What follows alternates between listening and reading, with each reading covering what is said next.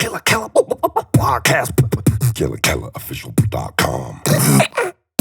This is the sound of the Killer Keller Beatbox Body Part Sample Pack. Over 120 loops, samples, and one-shots for your music production. Exclusively on Splice. Yeah, totally. Let me get into this. Right, it's Killer Keller podcast. If you don't know this man and you've just been living in another decade or something, this is the mighty Roska. Roska Kicks and Snares. Among many other things, Roska Presents. Among other things, Rinse FM's finest, or, general legend in the game, you know, for the funky two-step dance generation that lurks inside all of you. How you been? All good, man. All good. Yeah. All good. Yeah, man. It's been a good year. 2017 was really good for me. Like, just generally, like, just planting seeds. You know what I mean? And just making sure the right music is out there and working with the right people and just helping the right people as well, man. You know what I mean? Like, as you get older, you know, it's not just about you. Do you know what I mean? It can be about you if you want it to be, but I always like, you know, passing on what I've learned over the last like 10 years of being in music professionally and just kind of giving it to the others. Do you know what I mean? To work with, man, and giving them something a stepping stone as well, man. Do you think that? Yeah, I go through those phases as well, especially as you kind of get on through your career and you've ticked a lot of boxes. Yeah, and it's like, okay, well, reach out to other people and do other things. It kind of goes hand in hand as you grow into. Yeah, definitely, man, definitely. I mean, like a lot of the things that I've experienced, I would have loved for someone to be able to show me that. Do you know what I mean? When I was coming through, but you know, it's good to learn in the process as well. But if you can pass that message on to someone else, man, and, you know, hopefully their journey's a bit more smoother, man, and do you know what I mean? They'll experience the more positive side of music as well as the, you know, less of the negative and, totally. The politics as well that goes with it, but, you know, it's all part and parcel, man. Yeah. Fun and games, man. It is, man. Yeah. I always deem it as like a game of chess. It's like the game's still the same, the players just, they move about. Yeah, exactly. Yeah. I kind of like that. I kind of like the idea. I mean, you work with a lot of people. When I say work collaboratively, you're always busy. You're always like remixing or co-writing. Man. Like, I love music, like, you know, like anybody else does that's in the game. And like, my thing is that you can only do well by connecting. Do you know what I mean? Whether it's you connecting in the studio and you enjoy something, you might not even come away with anything in the studio, but like as a package of music, like as a track, but you might come away with like some knowledge in other ways, whether it's experience or whether it's a technique or do you know what I mean? And I feel it's so important to just continue to build on what you've got already because there's so much to learn, like in music and in life and just in general. So you just keep, it's all fun. Do you know what I mean? And you know, even with my label, you know, I bring I've got like guys that are like, you know, as old as 21. You know, up to like 30 plus, you know what I mean? So it's fun to hear the experiences and you know, for people to come to me and ask me, you know, even if it's something small, something that it might sound silly or whatever, just to, you know what I mean, bounce off me and I can help them out and they can walk away with something, you know what I mean, something new. So MA1, he's on your label, right? I've reposted a couple of his tunes in the past. Like, he's on some... Yeah, he's a G, man. Like, he was actually like the guy that was like, get involved, man, get involved. Because I was working at the time when I first come into the game and, you know, I pressed up my first 12s, like, literally, like, we're talking, like, 10 years ago, like, this month, basically. And and I was like, like, I've got a vinyl for you. Where am I sending it to? And I drove down to his house and gave it to him in his hand, man. And we kept in contact from there. And he was like, get in contact, kept in contact, kept encouraging me. And, like, he was one of the guys, man, that definitely helped me to excel, man, and helped me out a lot in my early stages, man. So those early stages when you were coming up, because again, I you know, speaking to Sweetie, I always refer to Sweetie recently because, you know, a lot of things that he was saying, you know, he came from that generation that made those transitions and working with so many different people, and you kind of fall into that same category as well. You cross genres and stuff. But there must have been like a moment of what's it called, incubation, where you were in this scene and obviously you had like bigger ideas and ambitions, but what were the beginnings of that? What was the beginnings of being in the scene that you began in? It's interesting, like, so like the UK funky thing that I stemmed from was really small. So it was like a really small, like sort of like community of like DJs, producers, and the clubbing scene. And it was still like quite emerging. So around like, so when I first come through, it was like 2008. But a lot of the guys were playing like funky house and broken beats, like from like 2006, 7 onwards. So The bingo era, kind of like sync kind of thing, or I'd say more like sort of like your Kenny Dope, Gotcha. Charisma, sort of like more sort of like that house side of I see. of it. And then I came in. I think like before that you had like, Crazy Cousins and Hard House Banter and Naughty. So there was quite a few people that came like That's in the between ones. that bit. Yeah. And then it was like for me it was kind of where I branched was when I signed my deal with Rinse in end of 2009-10. From like 2008 to then, it was like I gained like a different audience from like from like the funky house, the UK funky sort of like where it stemmed from, where my music was kind of like sort of it had a broader reach, so it could hit like dubstep, it could hit a few more different style of house, That's and right. just loads of different things. And They had their fan base. yeah, that of you course. could lean And it on. just built upon it. So when my album actually hit, I was getting played by like Crookers, Major Lazer, Diplo as well, and just like loads of different like people that are doing their own thing. Yeah, And yeah. even like Bengo as well was playing my tracks, and it was kind of like it showed that for me, like, and even like there was a guy called Martin, and he showed me one thing. He said to me like the world is bigger than UK, because I always like thought about UK funky so much I didn't think about anything else. And he said to me, the world is bigger than UK funky, and that resonated with me for so long. Do you know what I mean? So I kind of wanted to be bigger than what that small community was of people. Do you know what I mean? So I kind of branched out a bit more and made my music spread and hit more people, rather than it being a small thing. And I think that's kind of where it's taken me, stretched my career over 10 years. I think so. So, yeah. I mean, without a question. Isn't it strange? Like, there's some words that resonate from people that you least expect, and they just stay in your head. They knock about in your head for ages. And, like, even once you've exceeded what they were even talking about, it still plays with you, doesn't it? Definitely, man. I feel that, like, it's good to listen to, like, people that have done it or been there or just been around. Even if they blabble on or whatever, it's good to listen to. Do you know what I mean? And understand what they're talking about, because there's something in there that you can take away, whether it's the whole conversation or whether it's one small bit. And it's definitely given me that thing to push on and keep pushing on, because you can make 10 tracks and none of them connect, but the 11th track could connect. Do you know what I mean? And I've always, that's why I always continue to just make music, because it's just it's a connection. All the tracks you bring up, that I bring out anyway, it's like they have a connection to me, but then there'll be that one or two that might connect with the wider audience. So Your wider audience, like, obviously, like, Rinse was quite a broad palette of audience and listenership. Yeah. Like, when you was making your tunes at the time, were you gearing it for a radio kind of thing, or was it, because I've also seen your DJ set live, and I'll tell you, man, I fucking love it. Yeah. Like, couple of rum and cokes and I'm away.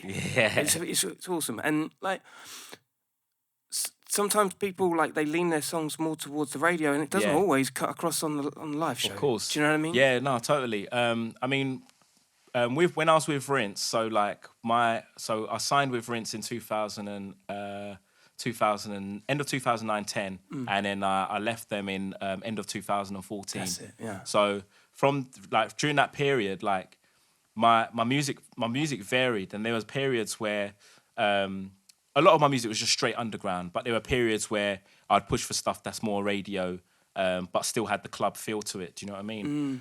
So like, there's like a track called Desire that I made in 2013, and with that track particular, it was like it was radio friendly, but it still had the club vibe to it. So it was very musical. There was a bridge in there. There was loads of little bits in Those there, little tricks. that elements that it had that made it a radio thing. But does more that make it harder for the clubs to accept it sometimes? It's like those not small necessarily. tweaks. I feel that, like, so as an example, like when I had 2 tracks with Jamie George, like on my first album, and both of those tracks, they were just, I just made them. They weren't made for anything in particular. Like they weren't made for club. They weren't made for radio. They were just made. Do you know what I mean? Yeah. But both of them worked in the club and on radio.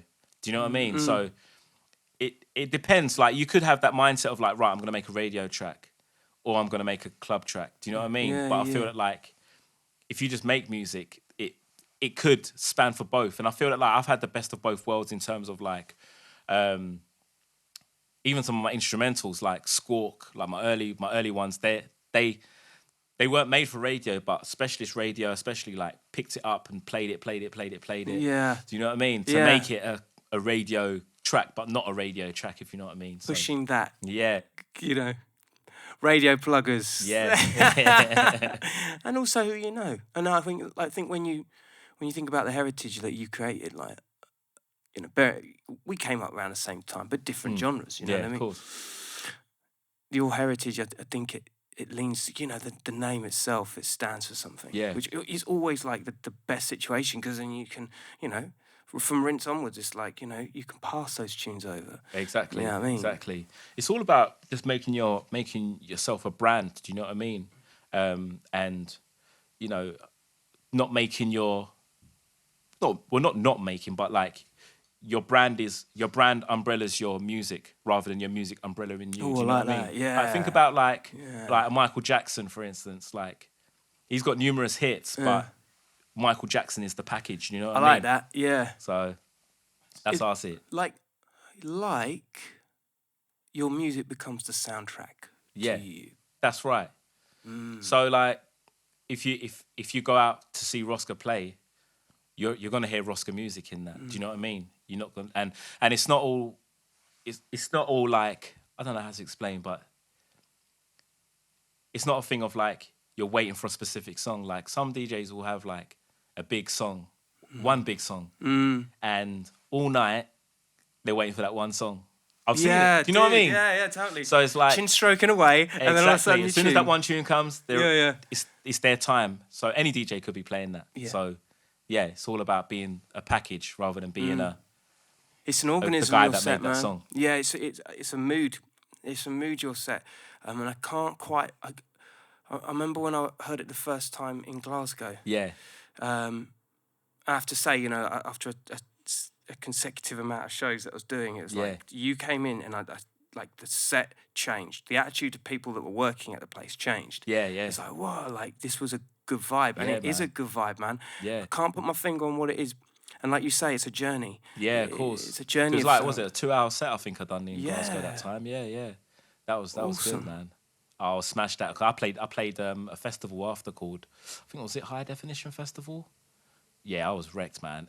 Oh, really? Yeah. 'Cause I had an early flight, then I had to get back and then head to where was it? Somewhere in Kent after, man. So I flew into Gatwick, and then also Heathrow. Yeah, I was wrecked, I hope man. it was Gatwick. I don't even remember, man. It was such a long time, but yeah, that was good, man. But you're Croydon, aren't you? You're Croydon based? Yeah, I'm Catford, yeah. So like, yeah, southeast. We're not too far from each other, because I grew up near Crawley. Oh, really? Okay, cool. So cool. it's just it's all local. It's all relative, isn't it? Yeah, exactly, man. And you like you were saying, like prior to us switching on here, there was the conversation of like who's in your immediate area. Yeah. Your kind of family music circle. Yeah, of course. Toddlers for me just round the corner. Yeah, and, man. And the gang. But you've got some like other. Yeah, cats in I've your got loads, man. sides. Like MA1, he's not far from me. I've got there's quite a few, man. P Money. Who else? I was working with Mr. Silva. He's local as well. So there's quite a few people, like literally, like in the round the perimeter, man, to work with, man. Like loads of people, man. It feels like, I mean, when I think about that area of the world, you know, it heralds so many kind of like strong scene moments. You know what I mean? Like, I mean, obviously the obvious ones like dubstep. Yeah. How did that affect things like, because you grew up there in the area? I grew up in a place called Thamesmead, which is like it's like deep southeast, man, and like just past Greenwich, and then I moved to Streatham for a while, and then I bought a place in Catford, and like the dubstep thing, man, I was always a fan of it anyway. Like I used to listen to like pirate radio and catch like Hatcher on, and like at the time when it it wasn't known as dubstep. Do you know what I mean? Like they were just playing dark garage. So for me, like it was a nice transition That's from crazy. listening to garage. Yeah. So you knew it when it was like Before it was dubstep, man. Yeah, like I need to find it, but I've got literally like mini discs, man. Like with Hatcher my on, God. like old school. You get what I'm saying? So Get on. yeah. So I've got a Yeah. couple with like those guys on there, man. Like so I used to listen to them all the time, man, and listen to like the Pay As You Go and the grime sort of stuff, the early Doors, Pulse X kind of days, man. Unsung You know what heroes I of a mean? big burgeoning scene. Yeah, man. So it's and I used to listen to Plastician, Plastic Man. He's a Early good Doors, guy, man. and his sound man. is. Yeah, man. Yeah, he's a nice boy. He's a good So boy. yeah, that was like my early sort of like influences, man, and like wanting to make music, along with like my uncle. He had like a studio in Nunhead, like southeast near Peckham sides, and like he was that was my thing. Like I used to just go there every Saturday and just sit in the corner, man, like just to get the vibe, and then I got my own sort of PC and got involved, man. So that was like early, like that was like 99, man. Like you know what I mean? Do you think Old that school. influences growing into music that way? That can only do but good things. Yeah, exactly, man. Like I was always around music, so it kind of felt inevitable that it was going to happen. But whether it would just be a hobby or whether it would be do you know what I mean? Because like I'd come back from work and the first thing I'd do is turn the PC on and make music. That was my like relaxed. You know what I mean? That was my relaxing method, man. What was your sampling? What was your music of choice where sampling's concerned? So I used Fruity Loops because it was just like the first free thing I could find. You know what I mean? And I used that for years, man, until I got to about 2011, and I remember Genius was like, "I'm gonna get you on Logic soon." And I was just like, I don't want to learn another thing. Do you know what I mean? But then I was doing a lot of sessions as well, and like all I would carry is the track that I made, and there's no space in trying to edit that. So then I forced myself. I bought myself an iMac, and then I started learning like Logic. Wicked, yeah. And then so from 2011 onwards, I was just like, right, I'm using Logic. So you're a Logic man. Yeah, I use Logic. Interesting. Now. But I still use Fruity Loops. I've still got that as well. You can hear it, can't you? Yeah. You can hear a Logic project, like a sound. Yeah, sort of. You know what? Like once you've done all the EQing and stuff, you can still get the same sort of like. I think with Fruity Loops, it's got like its own built-in sort of like compressor, so it just does something different to the tracks. But Do you miss that? I don't. I don't. I feel that I've got like. I feel since I've moved to Logic, I feel my music production's just gone up like tenfold. Yeah, there's so much things that I've like at that time when I was using Fruity Loops, there was a lot of things that I couldn't do or you couldn't do easy. So like moving to Logic, like there was so much things you could just do straight, bang, bang, bang. It was easy, and that's where I wanted to be with music, and just there was so much techniques and just styles and the way you do things. It just works so much easier through Logic, man. Yeah, I bet. man. I bet it was just like 4-wheel drive. Yeah, man. No, it's so good. I mean, Fruity Loops now is amazing. Like I've seen so much like hits are being made from that, man. Like a lot of the producers like Drake uses, man. Like Really? using Fruity Loops. Really? Yeah, man. What? Yeah, Wow. man. I'm telling you, man. Like, That's crazy. yeah, man. Check them out online, man. But yeah, Well, they're pretty there's sick, man. some advice. Check them out online. Yeah. What about sort of inspirations growing up? What did you get off on like growing up? What, musically? Yeah, Well, was it what kind of So genres? I started listening to garage, like so I was a garage MC like when I first started, man. Really? Yeah, man. I was a garage MC, and I kind of just stopped because I was just like, this ain't really for me. Like, but I was making music at the same time as well, so it kind of like so my cousin was my DJ at the time, and we started getting a few gigs, man. Like we jumped on a few stations, and then we had a gig at Scala nightclub. That was our first like big like it was a big deal, man. Do you know what I mean? And then I think we just with age we just kind of just stopped like my cousin stopped DJing and I just kind of just stopped MCing and just cracked on with the music, man. And I just kind of just like carried on working. I started making grime, and then my PC died, so I lost a lot of my like the good stuff around 2006. But I started listening to like a lot of broken beats and house and stuff, and then that's when I started making like the UK funky stuff. When I realised there was actually a market and like people actually making positive like, into a negative. Huh? Yeah, man. Jeez. So yeah, it definitely worked, man. And then like I just started building loads and loads of tunes, and then yeah, by 2007, I was like, right, who can I give this tune to? And then I gave it to Pioneer, DJ Pioneer, and he played it a few times. He's a dude. He really hooked us up with our track. Yeah, that's it, man. Yeah, he played it a good few times, man. And yeah, like he was like, I messaged him like, and he was just like, yeah, the tune's sick, man. Like I've been playing it loads, and I was like, serious? And I was like, okay, cool. So then I gave it to Footloose, DJ Footloose at the time. He was on One Extra, like it was on like a Wednesday or something, 2 till 4 in the morning. So he's playing 2 hours of UK funky, man. Like so. You've got to get in there. Yeah, sent it to him. I just started sending them like exclusives, specials, everything, and yeah, it just built up from there, man. So like Footloose, Pioneer, Super D, and a few other people, but they were like the main people that were like really like helping my career elevate, man. And like before you knew it, it became a thing of like people at Rinse like hearing about me, and then like I was on the radio for a good while as well, and. It just kind of built up from there, man. So like that was the early doors for me from like influence-wise, man. Garage, grime, definitely. Like the Wiley era, man, and the Esky era. Yeah, man. A bit of jungle as well, man. But I didn't really get too much into it. I found garage was my tempo, man, and my vibe. But earlier, before that, I was into a lot of like hip hop, like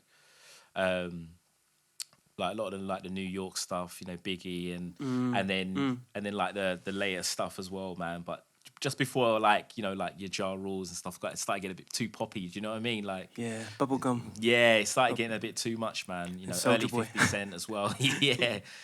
So, but yeah, that was my vibe, man. That was my vibe. And then, it's always been like a real strong female presence in the garage scene. Yeah. It put hip hop to shame over it. I mean, definitely, man. It was a bit Man United over in the hip hop side of things. I think so, yeah, man. I feel that like with the garage thing, there was a balance though, but I feel that like later on, that's when the balance changed, and I feel that happens a lot where when the music comes in, so when garage come in, there was a lot of like sped up R&B vocal tracks and remixes and chops. Yeah, that was sick. And then all of a sudden, the MCs come on.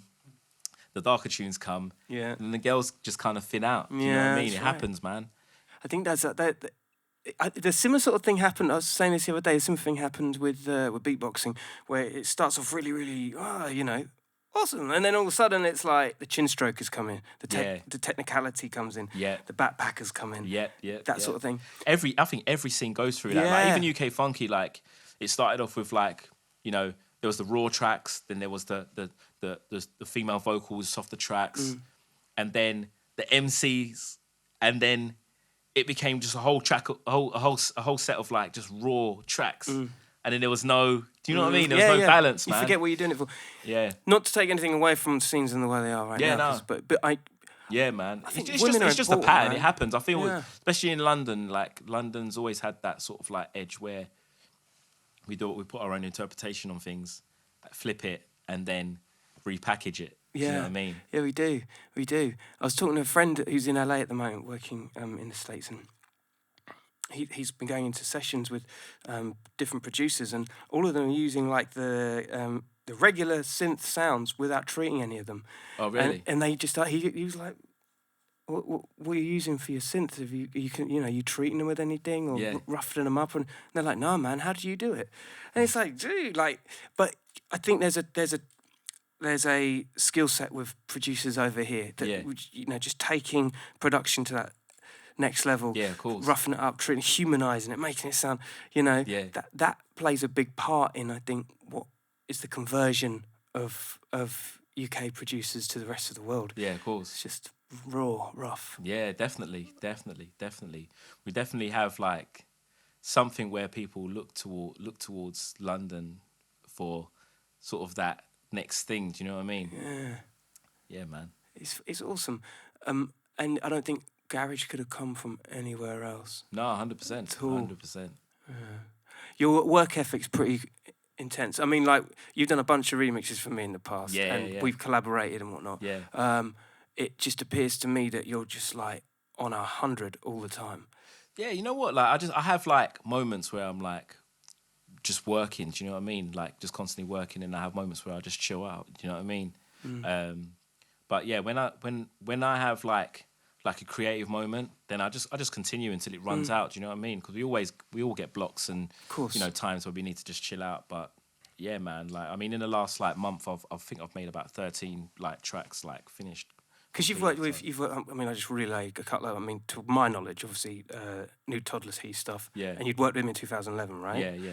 But you've also done stuff, Cass is Dead. Yeah. Right? Doneo, I know you worked with Doneo recently. Yeah. Crazy Cousins, another. No. I'm actually in a session tomorrow with him, actually. No way. Yeah. See, it's my premonition, you know. Yeah. No, it's like, again, it just highlights the, you know, you got different heads. Yeah, of course. You know what I mean? Man. What was it like working with Doneo? Doneo, you know what? Like, yeah, it's like I worked with him. It was about just over a year ago. We worked on one track, and it's like how he works is we make an idea. If we slow down on it, then we start a new idea. We work on it until we get something. So it's all about working on something until it connects. Quick. Next. Yeah. Yeah, I like that. Yeah, man. So it's an interesting workflow. Well, I kind of work on something till I get it, and then well, this is the thing. It's like some people, they have this kind of model that it's like it's almost cookie cutter to a degree. Yeah, it's law of averages. You just throw loads of ideas out there and then come back a week later and you. Yeah, of course. But I'll ask you a personal question where that's concerned. Do you have your sounds ready built and you kind of puzzle piece them in? Is there like a sound, the sound pack of Roska? Yeah. Do you have them built? I have like rough kits that I use, like, but I kind of like just go with the flow. Sound wise, it's all on the fly. Like I don't really have like specific things that I got. I mean, there's like some things like basses and stuff that I have ready, but other things like it's all about like what I hear or what I think that I want to work with or use. So I could sit there for like 10, 15 minutes going through specific synths until I get that synth that I want. That's your fun you know bit. I mean? That's your fun part. Yeah, exactly. Yeah. So I'll go through, play with it. If it's not right, play with another one. Then I might get the right one. And then I'll go back and I'll be like, right, I need to change it again, do this, do that. Do you know what I mean? Yeah. And that, you know, that's kind of like, just finding where I'm at with the track. But I do it all on the fly. Yeah, I don't really have like, because like my thing is, if I sit there and start creating sounds, I want to make the track straight away. Exactly. So I'd rather just make the track and just think about what I'm doing later on, man. Like. So it's almost like working, like reverse engineering the sound. Yeah. So getting the sounds in first and then tweaking it. Yeah, man. I tweak as I go as well. So nice. I can end up finishing a track and then basically just expanding on the loop or whatever I'm working with. And it's very, man. Like one thing I totally respect is like, I know you don't work with a lot of sounds, but the sounds you do use are totally full. Yeah. But the space. Yeah. Because I know you mix your stuff as well, right? Yeah, of course. The space is like awesome. Like yeah, man. Yeah. Everything's charged. It's up there. The sounds of course, big. man. Of course. It's like even when working with your one, the track we done, just filling out the, you know, the and chopping up the vocal parts of the beatboxing. Explain a bit of that, because I'd like to hear the process that you went through with beatboxing. Yeah, man, it was good. I think the only thing I added was I layered the kick on your just to give it a bit of weight. 808 that's about it. That is about it. Sounded great, and I was like, hold on a minute. Yeah, man. I've done a few little effects on like bits, but just a bit of reverb and just I didn't really like crazy mess about with it at all, man. But it was fun. It was fun to use, man. It was good. That was probably the most different track I've done for a while, like in terms of like using completely different drums and just figuring out what I can use from each one. So it was good. Yeah, it was good fun, man. It gets more fun, I think, because with the human voice, what I've noticed a lot more in production is from that age of kind of the upon the floor, even with Timbaland actually, the use of voices and sounds. I mean, you can manipulate anything and process anything. Yeah. But essentially, like, it's so much more common now to hear voices being used in different ways. Yeah. You know what I mean? Yeah. it's quite nice to be able to have the freedom. Yeah. Hey, you know what? We're putting 808 on the bottom of the beatbox kick. It's fine. You know what I mean? Yeah. You know, the police, the music police are not going to come for you. Exactly, man. That's a good thing about music. There's just no rules, so you can just do what you like, man. So It's definitely become more like that. yeah, 100%, man. 100%. How's it feel to be like completely in control of your work now? Because let's be honest, you know, but when we first started doing stuff, it was a whole different beast. Yeah. But now it's like you could push a button the same day as you make the fucking thing. Yeah. And it's out. Yeah. How's that feel for you? It feels good. It at the same like I think the good parts about it is that you don't have to wait. Like so, like as an example, for the promo for my label, I don't have to do a 5-week plan. I could do like a 2-week one, like as in promo run of like going right. Release is coming out. Nice. What's the date today? I don't know. It's first week of Jan, second week of Jan. It's coming out in 5 weeks from now. Do you know what I mean? Yeah. For the consumer, it's like. Telling me I've got to wait 5 weeks for your tune. Yeah, totally. Do you know what I mean? In their mind, it's not soon enough. Exactly. Yeah. Whereas before, it'd be like, oh my God, I can't wait for that tune to come out. But like, on the flip of that, it's like, I find that a lot of the times with music, it's like, once it's out, that's it. Yeah. You get what I'm saying? It's like... What's the window when it's out? It's probably about 1 week, isn't it? Yeah. Promo time. It's old. It's old after that. Yeah. Do you know what I mean? So it is a tough one, man. It's a tough one. So there's pluses and Yeah, negatives. it just depends on whether the track's timeless, and you can't determine whether it's a timeless track or not. It's whether the people make it a timeless track. Yeah. You could say this tune is sick, ready to put it out. I don't know what it's going to do, but I think this is sick. It's going to do well. But it doesn't. It does the opposite. Yeah. You know what I mean? But then you get one track and you're like, yeah, it's cool, it's all right. Yeah. And then it does well. And then it blows. Yeah.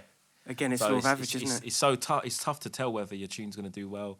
But when you've got an audience, or at least a fan base that you can, tune into. Yeah. I think Post Malone.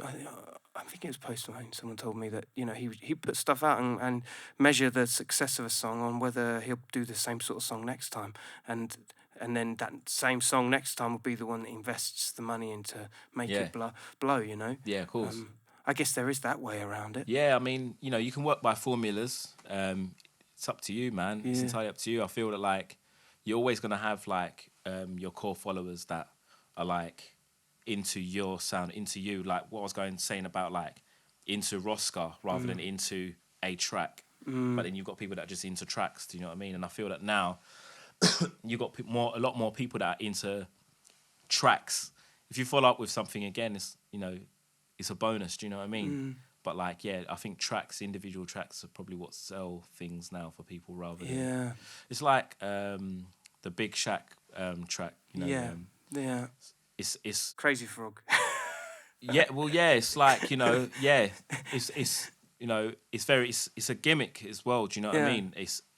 But it works and it's sold millions, you know what I mean? So You know what? Some of those songs, and I think you can't underestimate this. When you're growing up as a kid, right, you need a certain song. Whether it was like, I remember I was listening to Do the Bartman. Do you know what I mean? But that was sick. It was sick. But it's still like, just throwaway. It was a gimmick. Yeah. But you need, sometimes as a kid, you need those doors to open Yeah. and you can jump into. Yeah. Imagine how many people haven't heard Grime but know that tune. Oh, yeah. Mad, isn't it? Yeah, exactly. Every era has it. The girls were singing Barbie Girl back in the day. Do you know what I mean? That was a big one for the girls. There's so much. There's so many, man. It's Mr. Blobby. Yeah, Mr. Blobby. dude. Yeah. I try not You know to. what I mean? So like, there's always like an era of like something that catches on and everybody sings it, whether you like it or not. It goes into the public's consciousness. Exactly. It's an amazing thing, man. It just shows you how powerful a song can be. Do you know what I mean? And what it can do to millions. Yeah. You know what I mean? You got a daughter, right? Does she listen to your stuff? Yeah, man. She loves it. Like I've got 2 daughters, so I've got one that's 4, one that's 1, and awesome. They're boboth into what I do. But so they're dancing around all the while, all the time. Right. I could literally put something on for 1 second just to check it, and like the little one, she'll be like straight away up, ready to dance. You know what I mean? So yeah, it's fun. They're your man. meter. They're your testing ground, aren't they? Exactly. If they like it, then It's all good for me. But they seem to be dancing to everything at the moment, so it's hard to tell whether, do you know what I mean, whether I'm doing the right thing or not. Yeah, man. But no, it's good though. It's good to have like. Just don't the play any ears that competitors, you know what I mean? Yeah. So no, you don't dance to this. Yeah. So we don't dance to this one. Yeah, man. No, it's fun, man. They as long as they enjoy music, man, I love it, man. I just like to see. Do you know what I mean?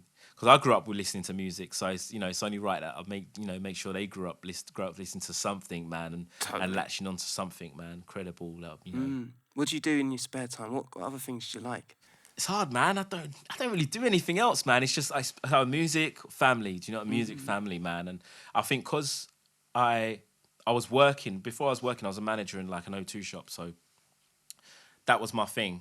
And then when I come home from that, it was all about music. That was my hobby. So my hobby turned into my job. Yeah. So Ain't that my a hobby, treat? yeah. So if I'm bored, I'll go make music. But then Yeah, if I'll make music in the day. It's do you know what I mean? It's that control. It's Yeah, good, exactly, isn't it? man. It's Suddenly beautiful, man. Your hobby becomes your, the sword. Yeah, exactly, Huh? exactly. But yeah, no, it's good, man. It's good. It's fun. Music's so fun for me. Like just to be able to make something and get a reaction from it. Do you know what I mean? Whether it's good, bad, or whatever. Even playing it in the clubs as well. It's like just getting that reaction from people. Road test just straight off the Yeah, bat. exactly. How's that feel? It's good, you know. I think like as time's got on, you kind of just you know what people are gonna enjoy and what they're gonna like, so you know what to test or you know when to test it. Do you know what I mean? You know, just from experience of playing music and starting at a specific point and ending at a specific point, you just know when the right time is to drop that. Yeah. To drop that track. Do you know what I mean? To get that response. Yeah. And does it matter, like some of your stuff will be just like, of that week, you're just road testing it. But then there'll be another tune. I don't know how it works with your genres per se. Like, can you play like an older tune next to a newer tune, a classic next to a... Yeah, play. Yeah? I mean, there's no rules for me. Do you know what I mean? Right. Like, I play whatever I like.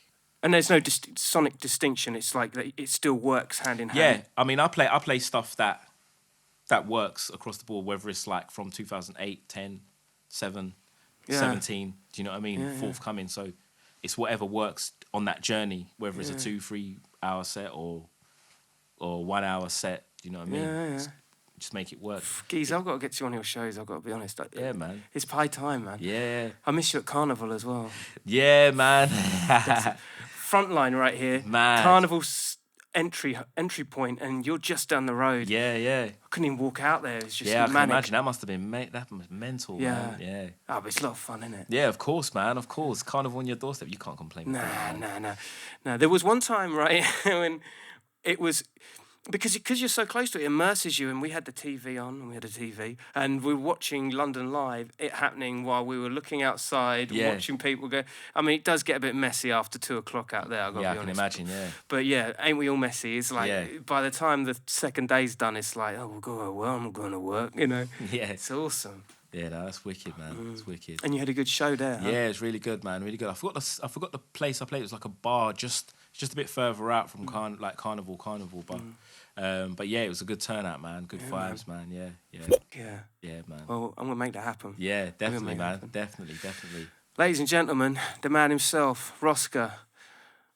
We got this Killer Keller podcast coming to you live. Stay lucky. Look after yourselves. Don't talk to any strange women.